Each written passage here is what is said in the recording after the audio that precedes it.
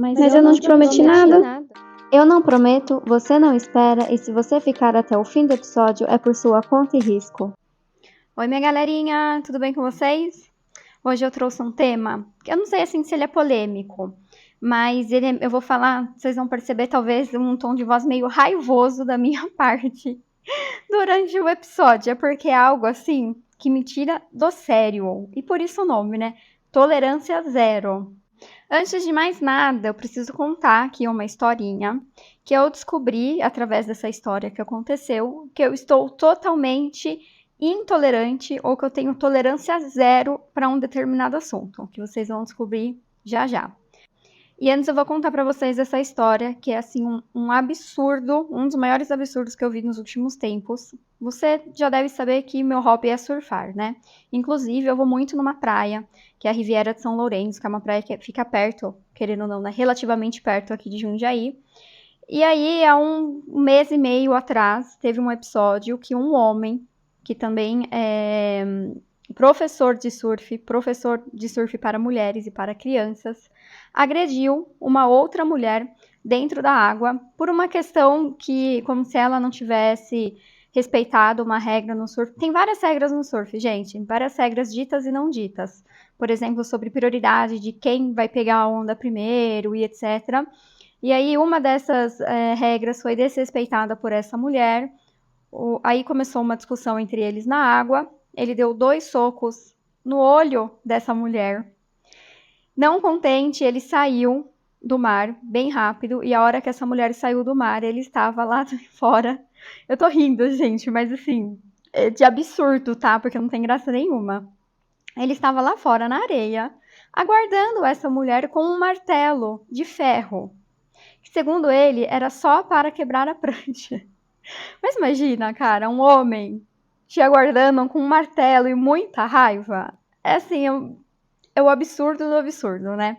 E até aí todos nós concordamos que justiça tem que ser feita, ela fez boletim de ocorrência, pelo que eu entendi. Esse caso teve muita repercussão, provavelmente vocês viram, eu compartilhei no meu Instagram pessoal, e saiu no Balanço Geral, saiu no G1, saiu um monte de portais essa notícia, então se vocês procurarem vocês vão encontrar mais detalhes. Mas a minha indignação, ela não parou aí.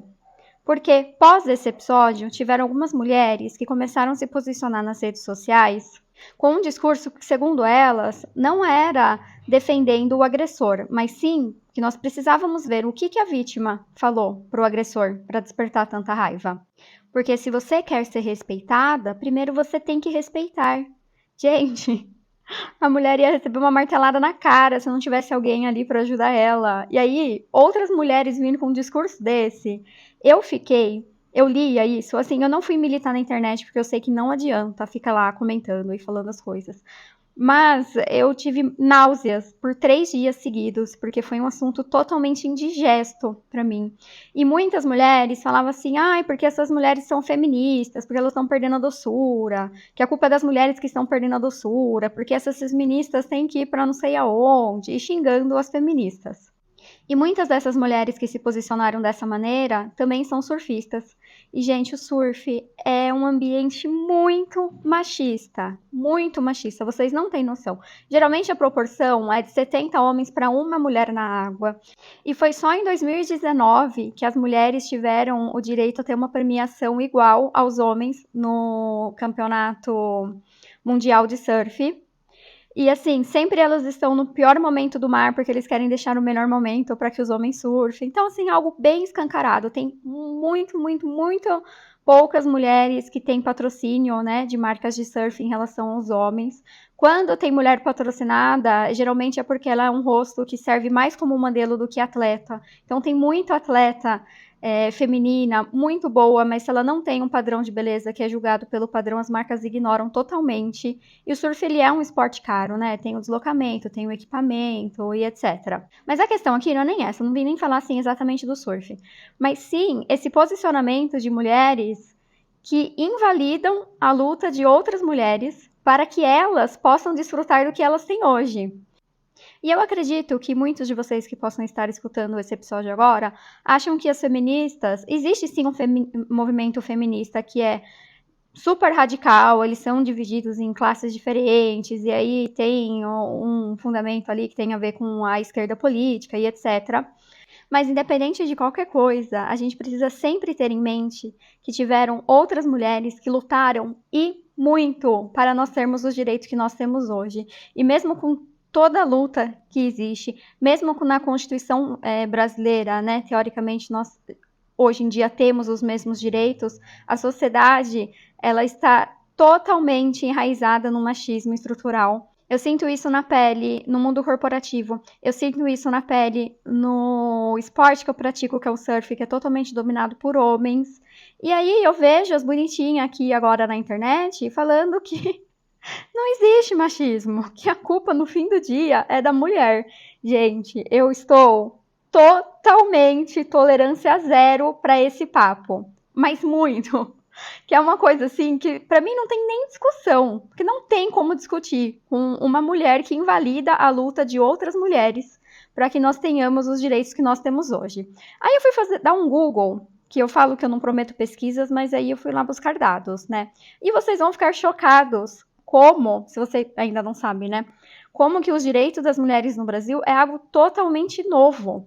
Porque o ano que a minha mãe estava nascendo, estava surgindo a primeira lei que a mulher poderia, então, receber herança, comprar um imóvel e assinar um documento e viajar sem que o marido autorizasse. E a gente está falando isso de 60 anos atrás.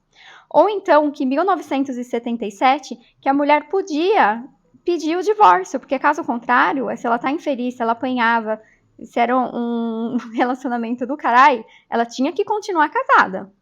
Pasme, em 2002, estava eu já, vivinha da Silva aqui nesse planeta Terra, a virgindade deixou de ser um motivo para anular o casamento, porque até então, se o homem casasse com uma mulher que se dizia virgem, e aí ia lá na primeira noite de núpcias e ele descobrisse que não fosse, ele podia pedir anulação do casamento, porque a bonitinha não era virgem. E aí a gente tem, em 2006, a Lei Maria da Penha, e só em 2015, a Lei do Feminicídio como um crime hediondo, seguida de, em 2018, pouquíssimos anos atrás, a criminalização da importunação sexual. Gente, a mulher só pôde ter cartão de crédito em 1974. A minha mãe já estava vivinha da Silva, a sua também, ou você já estava vivo também, dependendo da sua idade. E até então, a mulher não podia ter cartão de crédito. Antes, ela só podia ter um cartão de crédito mediante a assinatura do marido ou do pai. Porque é óbvio, né? A mulher era uma propriedade do marido ou do pai. Mas nada disso importa, porque assim, tudo isso que aconteceu é porque um homem acordou um dia e falou: ah, pobre mulherzinha, agora eu vou deixar ela ter cartão de crédito. Não, né, gente? Teve muita luta feminina para isso.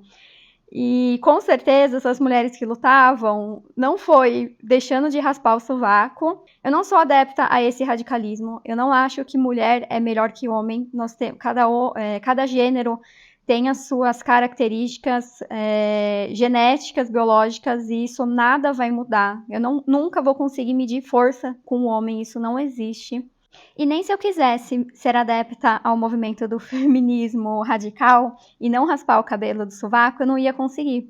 Porque embaixo de um dos lados do sovaco eu não tenho pelo, gente, eu sou careca. E do outro lado tem só 11 pelos, porque eu já contei e tiro na pinça. A intimidade desse podcast tá chegando longe demais, né?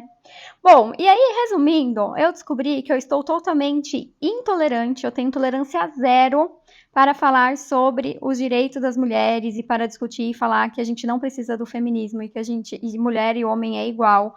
Porque, com certeza, quando eu tô falando com uma pessoa que tem esse discurso, ou ela não tá vivendo no mesmo planeta do que eu, ela não tá surfando nos mesmos mares do que eu, tá surfando assim em outro planeta, tá vivendo em outro planeta, trabalha em outro planeta, porque não é possível que em pleno 2024 uma mulher não consiga reconhecer que sim, infelizmente, a sociedade é machista. Não significa que seu pai pode não ser, seu chefe pode não ser, seu marido pode não ser, mas a sociedade é. E a gente tem que continuar lutando contra isso, igual as outras mulheres lutaram para que nós pudéssemos chegar aqui.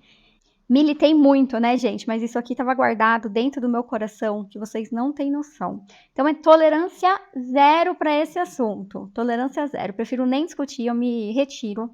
Diferente da tolerância zero que eu tenho para este assunto, eu não me considero uma pessoa intolerante em relação à religião, e nem a política, porque eu entendo e respeito muito que as pessoas têm pontos de vista diferentes, porque elas estão em locais diferentes da sociedade e elas têm histórias diferentes. Isso tem uma influência familiar, tem uma influência de cultura, tem uma influência do lugar que a pessoa nasceu.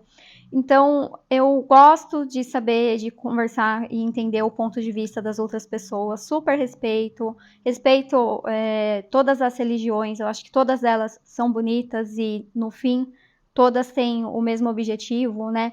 E com política, quando eu não estou falando com uma pessoa intolerante, eu acho super válida também as discussões. E no fim, a gente briga muito entre nós e todos nós deveríamos nos unir e cobrar os políticos em vez da gente querer ficar se matando e defendendo eles, né? Que estão lá só coçando aquele lugar e gastando o nosso dinheiro. Seja ele de qual partido for, não importa, gente. Infelizmente, é sempre a mesma história. Quem se ferra somos sempre nós. E aí eu refleti sobre qual é um outro tema que eu tenho tolerância zero. E eu fiz uma pesquisa rápida com as minhas amigas, assim, tipo, coisas que eu não tolero. E aí a resposta de uma delas foi cebola, frango com molho. Eu odeio frango com molho, gente. A pele mole do frango pra mim, eu quero morrer. Odeio com todas as minhas forças. Eu sei que é pecado odiar comida, né? E se um dia eu estiver passando fome, eu vou comer. Não vou ser hipócrita pra falar, não. Mas enquanto eu tenho liberdade de escolha, eu não como. Nem cebola crua e nem frango com pele mole. E também pessoas que passam a perna em mim uma vez. Eu odeio gente que não tem palavra. E isso pra mim é o fim, a tolerância zero.